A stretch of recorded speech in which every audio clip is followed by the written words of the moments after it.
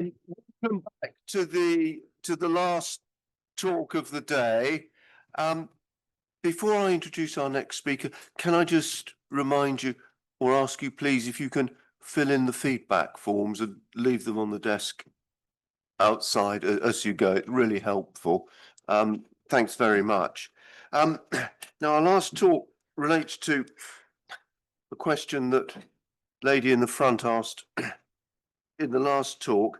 This relates to gender discrimination in, where's my bits of paper? Gender discrimination in India. And this is this could be a bit of a problem. And I'm very grateful to Sita Schutt, who's filled in on this at really quite short notice. So thank you. She founded Prospero World, which helps advise charity donor activity recommendations and has researched and assessed development programs across Asia. Thank you very much. Hi. Can you hear me okay? Yeah. Are you all from one school or from many schools? Many schools. Okay. Great. Well, yeah. So I'm standing in for Jacqueline de Cholet, who's 87, and she wasn't able to travel at short notice, but she's really like the champion of women reproductive rights and health. And she founded the Virni Project 32 years ago in India. And I'm now on the board, having first volunteered for them 20 years ago. So I'm going to give you sort of context of what's happening in India today, which is kind of going to be a bit gloomy. And then we're going to end on a cheerful note, which is what one small project does. And I know it personally because I volunteered that and I'm also now on the board. So I'll save that anecdotes and the more chatty part for the end because it was fun doing that volunteering. And I'll just leap straight into some facts and figures.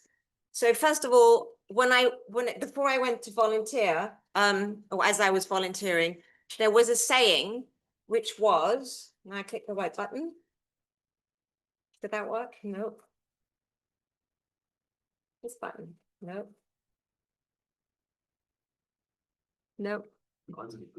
Yeah, 12 told me to press that button. I'm pressing the button. Which one? It's on this button. Lead to the next slides. This one? Yeah, try and hit the next one. Ah, okay, yeah, Yep. Here we go. Sorry, it was just a thing. Educating a girl is as useless as watering your neighbor's garden. So basically, I had to add in the as useless because I was reading it out to my daughter who's your age, and I read it out to her and like her expression didn't change. She's like, yeah, so. And then I was like, well, isn't that terrible? She said, well, no, isn't that a really kind thing to do to water your neighbor's garden? And I was like, no, there's water shortage and you can't water your own garden. So the point of that, giving you that quote, is to say how little educating a girl is valued. So next, I'll press the right button now.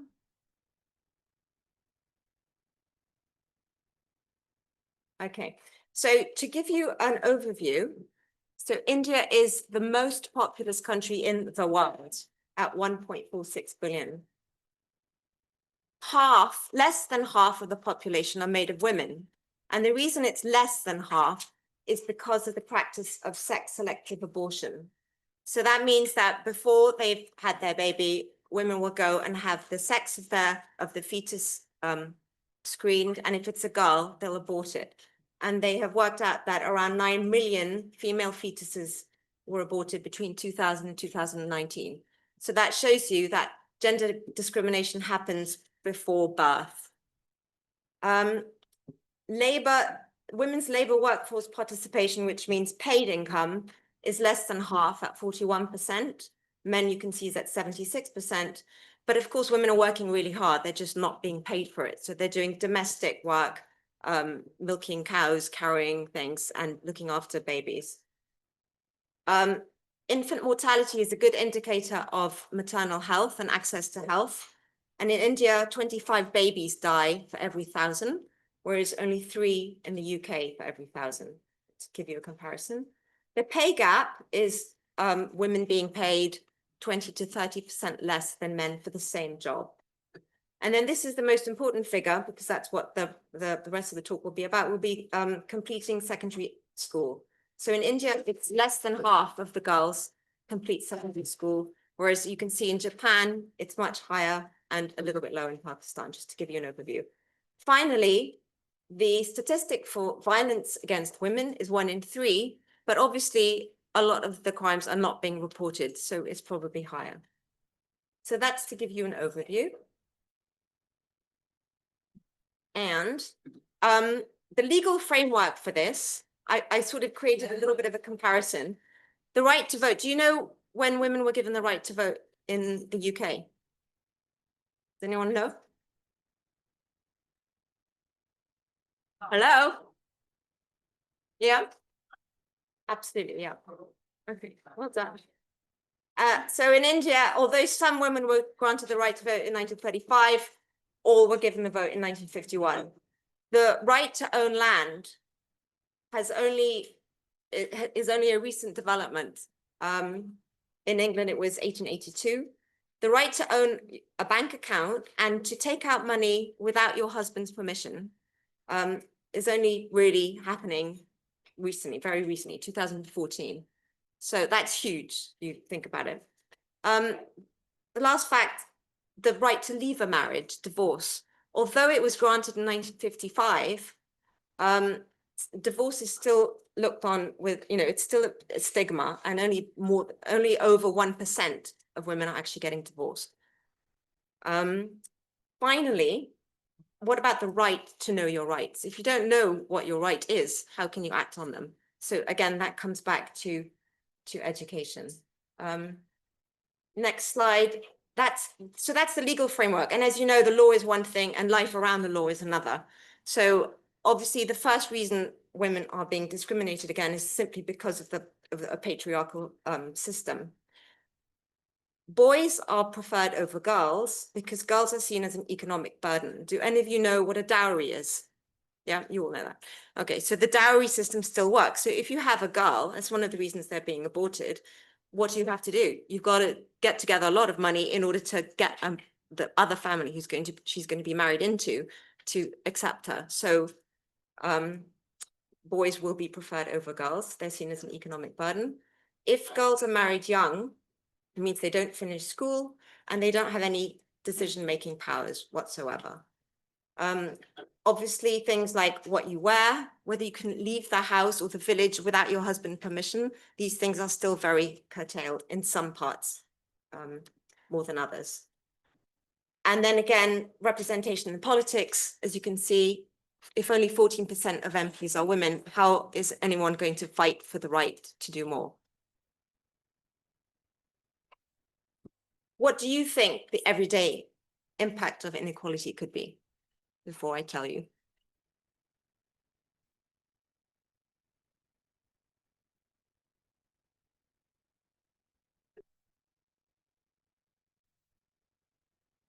Everyday impact. Think of basic things that you take for granted. Like going to the doctor. Yeah. You have a hand? Yeah. Education, but that would kind of stop them, like in the UK, you don't get education now, which means you won't have a job, you don't earn remotely enough money. Absolutely. So it completely impacts. So right to education impacts your income, your ability to earn money. Absolutely. Any other? Yeah. Absolutely. Absolutely. Mental health. So leading to anxiety, depression, stress, suicide. Yep. Be a cycle. So when women don't have access to these things, that are meant to make those needs available to their daughters, and then that continues the cycle. Absolutely. Yeah. Any other ideas? And when people talk to like young, the young, it's like you're relying on men or you. Yeah. So I mean, yeah. Anything else? Healthcare, for example? Health, old age. Okay, I'll show you the next slide. Basically, as you were saying, education will impact your earning. if you can't access a doctor, or it's a long way away to get to a doctor, you don't have enough money to pay for the doctor, it'll impact your overall health. So if you're sick, you can't be treated. If your baby's sick, you can't get your baby treated. Nutrition is a big one, because depending on where you are in the family hierarchy, you'll be fed less. So if you're the wife of the third son of a family, you'll be fed last. You're last in the pecking order. So the first wife will get more, second wife will get second, and then the last wife will get whatever scrap is left over. And in some families, the ones when I was volunteering, sometimes girls were not given any food at all, because it was just the boys and there's very little food. So that's one thing. Old age. So when a woman is widowed, she has no more social status, and there's huge neglect happening there. Also, women outlive men, as you know, but then they're living longer, but in worse health. And then justice. So if you don't have trustworthy police officers, you're not really going to be reporting what's happened to you. So those are some of the impacts. Has anyone heard of Sati? No? Yeah? Sure, so that's where if your husband died, the wife would be burned. Yeah. How did you come across that? Okay. It was banned. It was very nice. Yeah, it was banned in 1835, but the Far, I don't know if any of you watched the Far Pavilions. It's a sort of old, it's quite an old film, but I just wondered if you got it from there. So Sati was not applicable to all castes, but it was just to give you an illustration of how it was okay to implement a custom, which is when the husband died, the wife had to be burned alive on the fire. Child brides, so that doesn't mean marrying a 2-year-old. It means when they're very young, they have a ceremony, and they promise the girl to the family that will take her on. And then they'll send her off when she's around 10 or 12. And then basically that's it. You never see her again, because that family could be far away. It results in early childbearing. That's one thing. And the second thing is that the girl absolutely can't finish school. We'll come to that in a second, but I just wanted you to know that although it's been outlawed in rural areas, it's still happening. Social hierarchy, that's what I told you about the ranking within the family. So, if you're the youngest wife, you'll be fed the least. And then caste, of course, also is still very much prevalent. I wanted to show you an extract of a film, because this is about violence against women. And this film, I don't know, has anyone watched it? Don't crime. This film was based on a true life case that happened in Delhi in 2012 of a student who was gang raped on a bus. And I wanted to show you the extract, because although it's a tragedy, one good thing happened, which is the law changed around that. And secondly, the protagonist in the film is a strong woman. She's a mother, and she also mentors a younger police officer who then starts to take more ownership, and they fight for justice. So in the next extract, I'm going to show you this film. Okay. As a result of what happened, they expanded the legal definition of rape, added new offenses, increased the penalties, and basically, made everyone much more aware. It doesn't mean that it's over. And there are still things that need to be changed, such as marital rape, so rape within marriage. That's just to show to you that safety is one of the prerequisites of all the other rights. And this leads very nicely to the Verni project, because the girls in the villages, one of the reasons they don't go to school is that it takes them a very long time, and there are dangers along the way. So the Verni project took the girls from the villages and put them in a sort of boarding facility with wraparound care, which meant that they could basically access education and catch up. So educating a girl is like watering your garden, and the Verni project changed this. To remind you of some of the figures, 119 million girls are out of school. And then, as you all know, because you all go to school, you know that education doesn't just happen in school. And the other thing is school needs to be a safe place for you to be in order to learn. And the result, of course, is that you can then make decisions about your own life. So yeah, the slide order is a bit higgledy-piggledy here. We've got a picture of them going to school safely, to the private school that they are taken to every day. And then we've got a slide on reminding you that gender equality is still ranking India at the very bottom of the global gender gap. If women finished school and started earning, they could boost the per capita income by nearly 30%. And since India ranks fourth, it's the fourth richest country in the world, but with very low per capita earnings, it could shoot up. So that's an interesting fact. Rajasthan is where the Veni project is located. So the Rajasthan, there's the city of Jodhpur, and outside there's the Thar Desert. And the Thar Desert, which is where I was volunteering, are these little villages clustered around. They're very hard to get to, and the teachers often don't come to the schools because the teachers get paid anyway. So half the time they skip going to school. And so that was one of the reasons that Jacqueline started the project in this area. These are the statistics around secondary school completion rates. You can see Rajasthan is in the bottom third. So some of the states in India actually do quite well. So it's a region by region situation. Child marriage, these are the statistics from the project director. So if you look on the internet, there'll be a lot less, they'll be lower, but people are obviously not reporting it because it's illegal. So as you can see, they're very high in the rural areas in Rajasthan. But the Veni project has worked so long with the villagers that they've agreed to end the practice. So that's huge, actually. Next chart is just to show you the impact of early marriage. So as we were saying before, in terms of how gender discrimination impacts health, early marriage being one of them, as you can see, it means that you don't finish school. It means you have children much younger. It means that your children are much more likely to be underweight or die. You've got a higher chance of dying. You have no decision-making powers in your own life. Your whole household suffers as a result, and the whole community suffers as a result. So at the Veni project, what they do is they do wraparound care, which means that all the things that you take for granted here in England, extracurricular activities,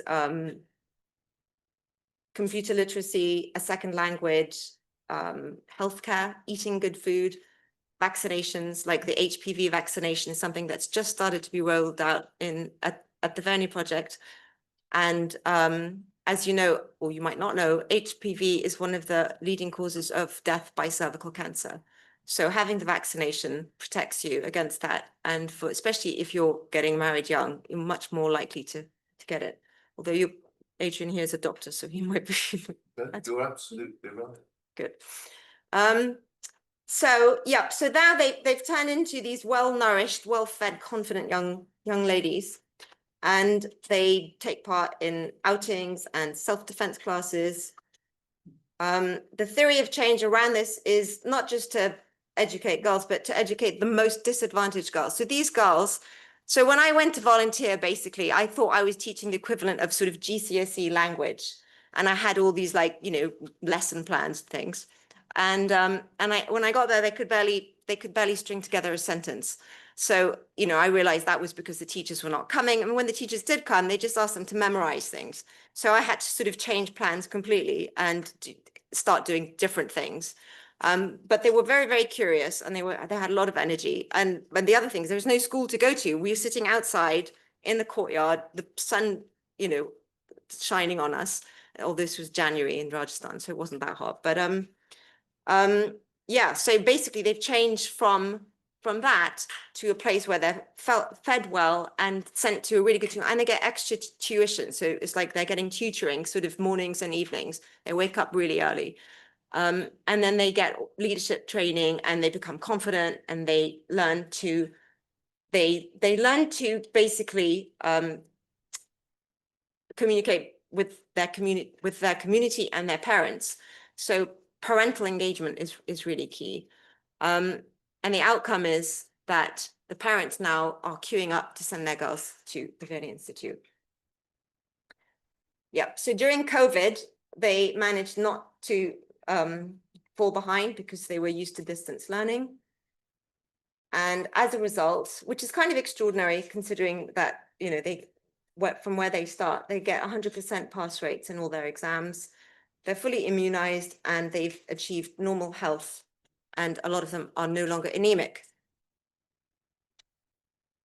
They go on to become teachers, nurses, police officers. And this is one girl who is now on her way to becoming a police officer, Shoba.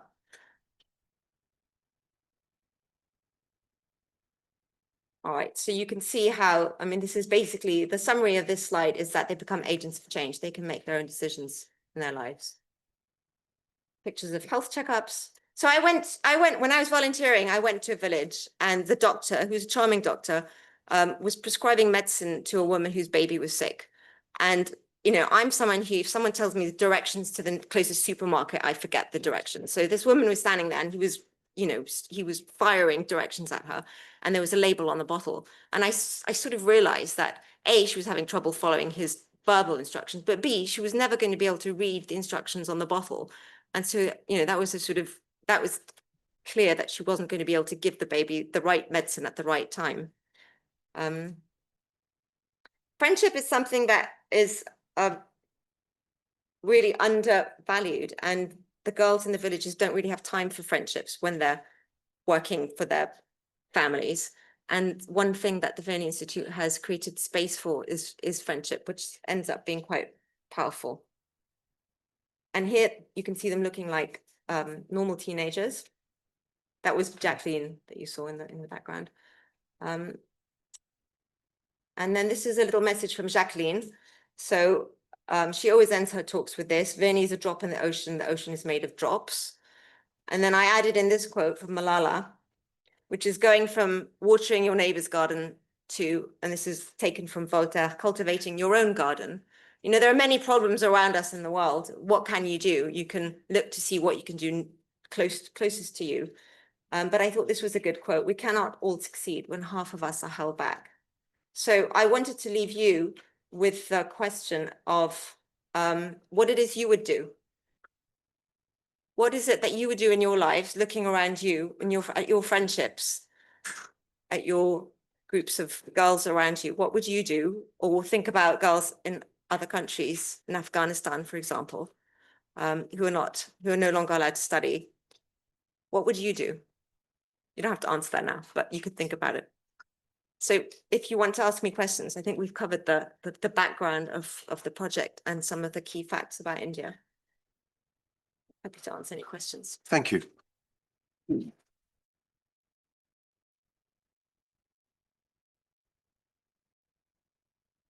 Well, perhaps could I ask just the first question? I mean, the Vermi project is clearly achieving a lot.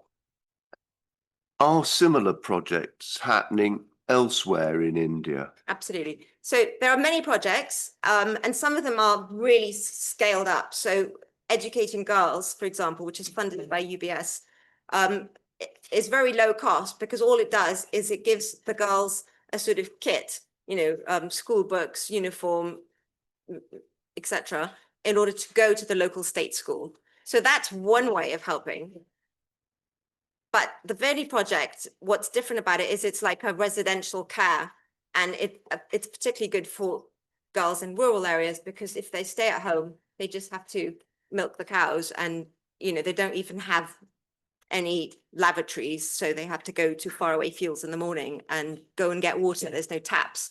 So this is like a huge life-changing move for them. There are other projects is the answer, and there are lots of, it's being scaled out, and the overall levels of literacy are going up. On that, I run a project also in Rajasthan, which sounds very similar to this, Oh. about 70 children. And what we found is that we privately educated our children. We're finding that the state education is getting better year on year, which is positive as well for the region. Well, absolutely. I mean, it would be cheaper if one could make the state schools better. And a lot of projects in Africa work on that premise, just improve the teaching, improve the quality of the teachers.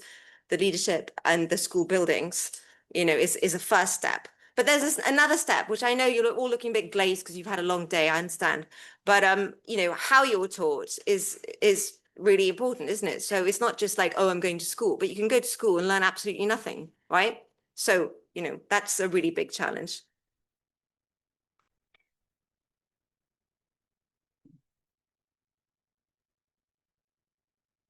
No other questions? Oh, you've escaped easily. Good. Well, if Would any of you want to volunteer? Where would you like to volunteer? In India. Why? I can't hear you. Okay, well, that's good. Do any of you volunteer at the moment? So, you know, like that, I saw on the board that said that 41% of Pakistani women attend secondary school. Is there plans of maybe expanding to like other countries in Asia? Well, the thing about the Verni project is, so when I started out, when I volunteered, it sort of changed my path in life. So I was teaching English literature, and then I moved into creating my own charity. And it used to be the thing in the charity world of like scaling it. And over the years, I've watched Jacqueline working, and she stayed in one spot, but over time, she managed to go really deep. And it's what you were saying earlier. It's like, if women are educated, then their children are better educated. Even if they don't go on to get a job, they'll just bring up, you know, less children for starters, more healthy children, et cetera, more confident girls. So sometimes staying in one place and doing what you do well is just as important. You don't have to become the Starbucks of an NGO project, because your quality might diminish. You know, it might be better.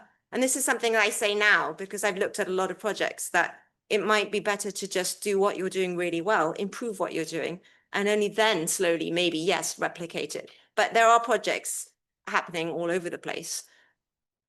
So that's organic in itself, because people, I guess, they're realizing that, you know, it's silly to have half the population not being able to participate in the economy. Lovely. Well, look, thank you very much. That's it for the day. Thank you all for coming. Good luck. Safe journey home. Thanks.